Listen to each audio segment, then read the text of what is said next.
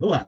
Nossa querida Aline Fagundes escreveu: algum chá para melhorar a coceira na garganta e tosse seca? Olha só, o mel é super eficiente para coceira na garganta e tosse seca. E sugiro que você faça a combinação de cebola, alho e mel. Se você cortar a cebola em rodelas, se você cortar o alho em lâminas, e se você pegar então uma cebola inteira, 4 dentes de alho, e você adiciona umas 6 colheres de sopa de mel por cima dessa cebola cortada, desse alho cortado. E aí você deixa por umas 2 horas, você vai perceber que a cebola e o alho vão liberar bastante água.